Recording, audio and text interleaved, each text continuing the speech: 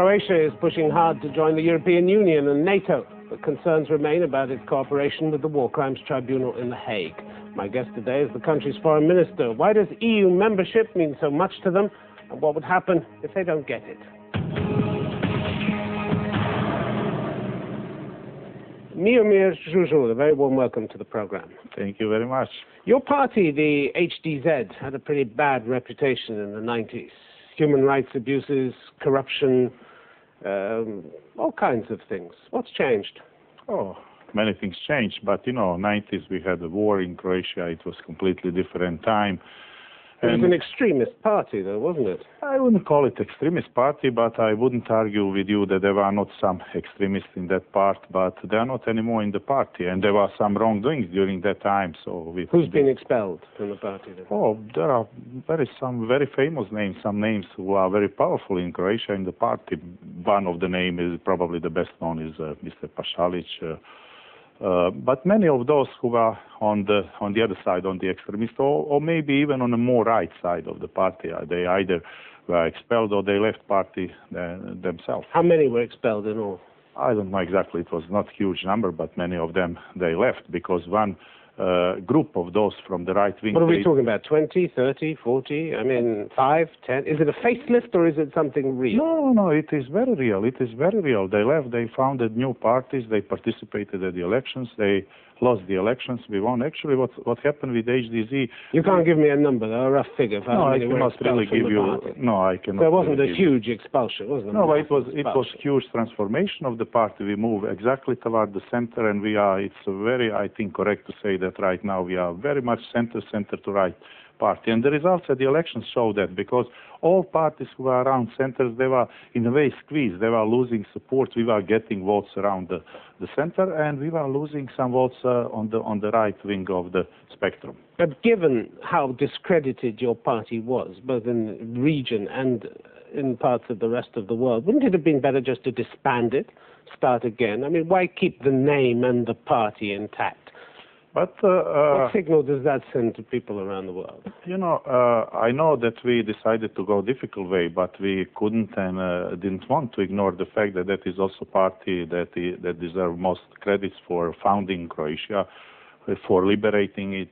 But you're not proud of its record in the 90s, are you? Oh, no, what I'm saying, I certainly am not proud if there were any wrongdoing from any side, and from side of our party, our president very publicly... Well, you know there was, wasn't there? There was plenty. Yeah, there were some. There were certainly some. But as I said, our president publicly apologized if there were to everyone who was somehow, because of wrongdoing from the side of our party, that experienced something wrong. So you're claiming everything is clean now? Whole thing is clean? Oh, yeah. I mean, in any normal modern party in the world, we were admitted to European People's Party, the biggest family of conservative parties in Europe. Yeah, but you're still being kept at arm's length by the European Union. You haven't even got an association agreement yet with the European Union because there are questions about human rights, questions about the war crimes. But let me be direct, not because of my party. There are some questions, certainly, not really questions about human rights. There are some questions, and I am aware of that. There are some criteria that we are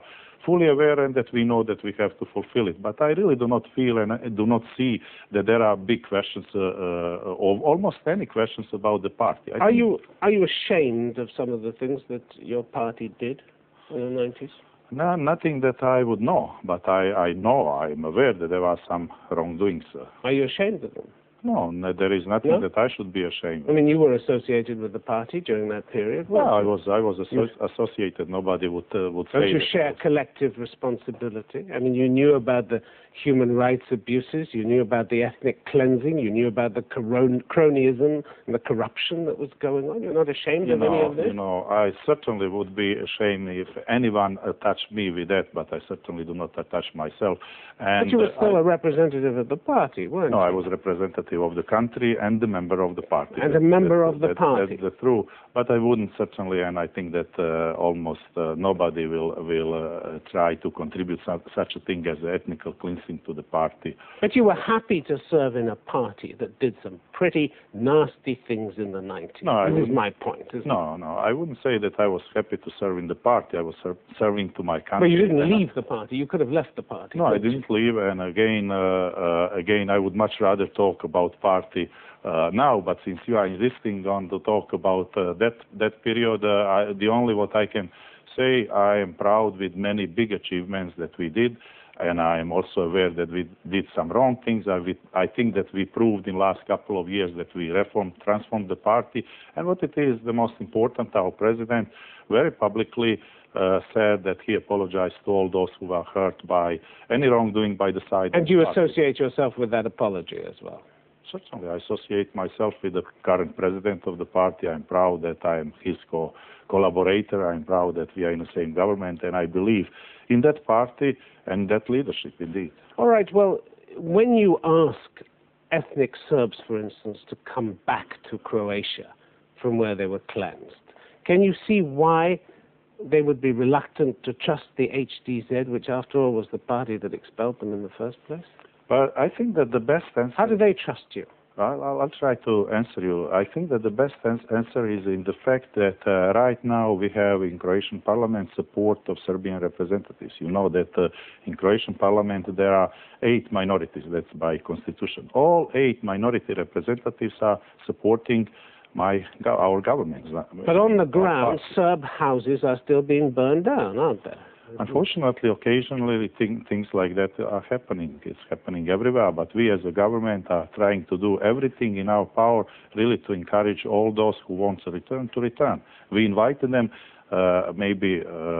certainly your audience, they don't know, even before elections, during the campaign, President of our party, now Prime Minister, invited Serbian refugees to return to Croatia. But if their houses are being burned down, that's a much more powerful signal. If you have the chief of the Veritas Documentation Information Center, which is a Serb NGO in the area, saying that everything remains the same at local level, where the authorities are doing everything to fulfill their earlier promise, that Serbs would never return to the region.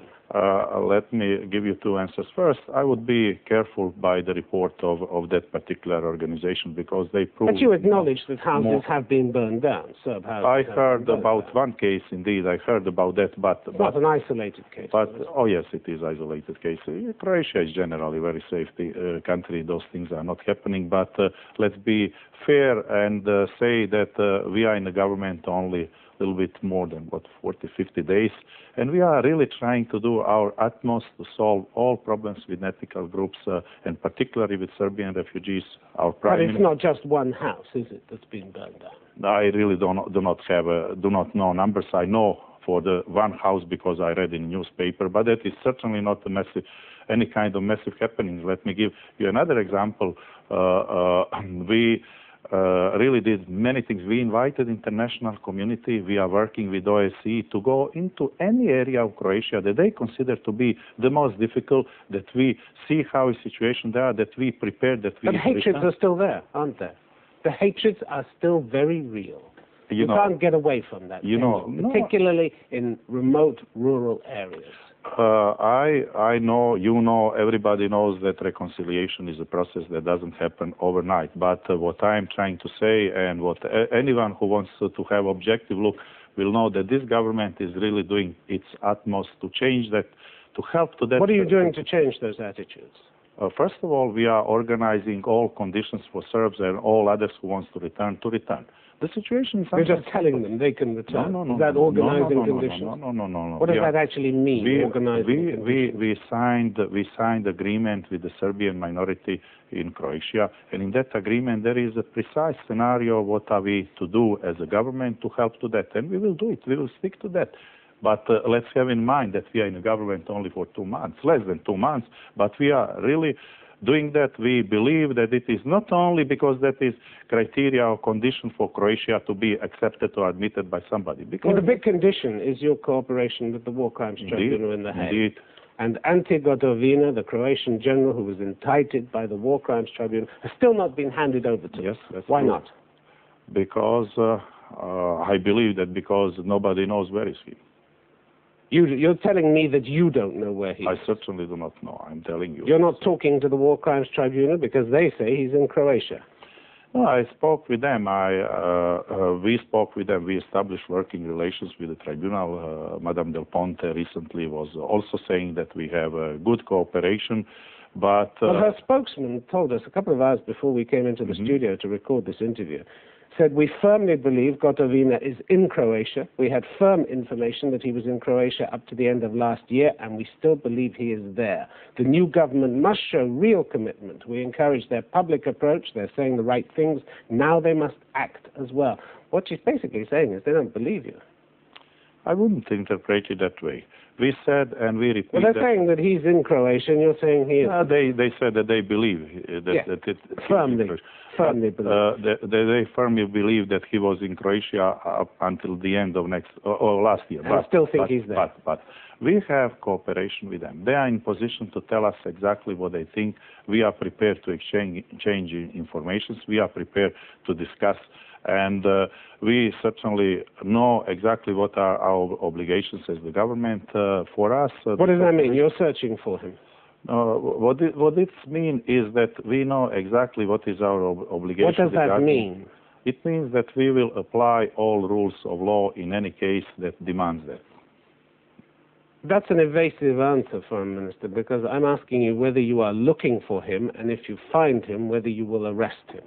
You know, you know how to ask those questions, but you know also very well that by asking hypothetical questions, you can have me to answer anything. Okay, can I give you a question that is not hypothetical then? Have you given instructions to your security services that Gotovina should be hunted down and detained and then passed to The Hague? Have those instructions been given? That's not hypothetical. Those instructions are given almost 2 years ago by the previous government. Have you repeated those instructions as the new government coming in?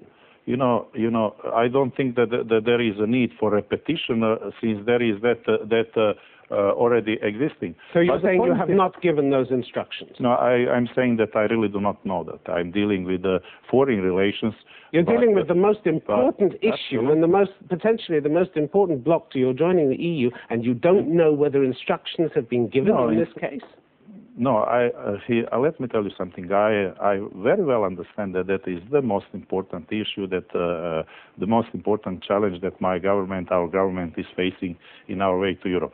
But the only thing that I can say to you, and I hope that you will understand your audience as well, that we know what are our obligations, that we are prepared to fulfill it, and that there is, there is not too much that we can talk about that. There are things that we have. I think the audience may understand that you're being rather evasive about this. No, I don't. Because it's a very simple question to ask whether the security services have been given instructions to arrest this man. They have been given instructions 2 years ago, also by a previous government. If it's important to you as the new government, if it is this major issue and you say you understand the gravity of it, do you not think it would be a good idea to call in the security chief and say, we want this man arrested, do more, find him and then hand him over? But I really don't think that every new government in countries of democracy issue all new instructions simply by... But they do if it's important to them. What it is important for us, it is to fulfill our criteria, to do our obligations, and we will do it. What are your personal feelings towards Gotovina? Well, it's difficult to say. For majority of people in Croatia, your personal feelings. For majority of people of Croatia, including myself, he is the man who certainly served to Croatia, who defended Croatia when it was needed. But I'm not commenting anything. So you see him as a hero? I'm not commenting anything to make this very clear. I'm not commenting anything that That's the problem. You're not making anything clear at the moment. You're not telling me what your personal feelings towards him are. You are asking me about the issues that it is very difficult to make it clear. One thing I'm making very direct questions. Yes, but I'm making one thing very clear, and that is, I think, what it is important, that Republic of Croatia and government of the Republic of Croatia is fully aware of our need to fulfill our international obligations. We are fully aware that stands in between our goals and where are we today, and we are fully committed to fulfill everything that we need. And you're telling me this is... Answer. No, it isn't, because you're telling me this is such a serious issue that you really don't know whether anybody in the new government has bothered to tell the security service that they better pull their finger out and arrest this man, find him and arrest him. I think that... So important is this issue that you really don't know whether that's happened. No, what I can tell you that every member of the new government did what is his or her role and obligation in that. My obligation is certainly to present the interests of Croatia in the world and to answer exactly the way how I'm trying. And that is that we are aware that there is no decision of European Council in June if we do not fulfill our obligations. Mr. Sebastian, I don't think that you are taking me as not being serious. So I'm serious when I'm telling you we are aware of that and we are prepared to fully commit. I'm not sure whether you're taking the actions which General Gotovina is supposed to have committed seriously, are you? He's charged with crimes against humanity and violations of the laws or customs of war. It doesn't get much more serious than that on this planet, does it? But it will not help to us I think that one of the reasons why Croatia had problems in cooperation before previous government. I really think that previous government wanted to cooperate fully, but unfortunately there were too much of politics in that and too little of law. So our government approached it a different way. We are dealing that as a legal issue, just application of the rules of law. So let me help you out a bit here and suggest perhaps why you're slightly ambivalent about answering some of my questions. The point is that this man is a national hero to many people in Croatia. He's still protected by powerful interests in the security services and the army, and you as a new government are simply not powerful enough to take on these vested interests. No. Isn't that the case? No, it is not the case, and I think that time will prove that what I'm telling you is really the... How will time prove that? By the fact that... You're going to arrest him? I cannot again answer you in those categories, but simply to repeat what I already said. For us, that is implementation of the rules of law, and we will do it. We will implement the law on all cases in every situation in Croatia, because that is the duty of any government in democratic world. And you think he's a hero? You think he's a national hero? You are now switching to the political discussion, and that is making difficult for us, to deal with that. As I said, I think that the problem with the previous government, there was too much politics. I understand the... Prime Minister, you won't tell me what your personal feelings are towards this man. Why not? Because that is going out of the main problem. The main issue here is Croatia ready to fulfill its obligation toward the international institutions, and my answer to that is very precise, very clear, and very short, and it is yes. I'm asking you as a man, not necessarily as a foreign minister. I'm asking you as a Croatian sitting across the table from No, you are. What you think of this fellow? Mr. Sebastian, you are asking me as a very capable journalist. You think he should face trial in The Hague? I think we, as a Republic of Croatia, we were among those countries who supported the establishment of the tribunal. We think the tribunal is doing a noble and necessary duty, and we think there are rules of the tribunal, and we think that everyone should respect those rules, even when somebody is not happy with that. Have you respected rules inside Croatia when it comes to the trials that have been held inside Croatia themselves? Because there are a number of concerns that a disproportionate number of Serbs have come up to trial compared to the number of Croatians. Are you aware of those concerns? Yes, but let me also be open about that. That was aggression on Croatia. The war was on territory of Croatia. That makes some difference, doesn't it? But Human Rights Watch says the government has failed to create an atmosphere where normal trials can take place. When did they say so? In their latest report. In quite a few cases involving Serb indictees, the trials were a travesty.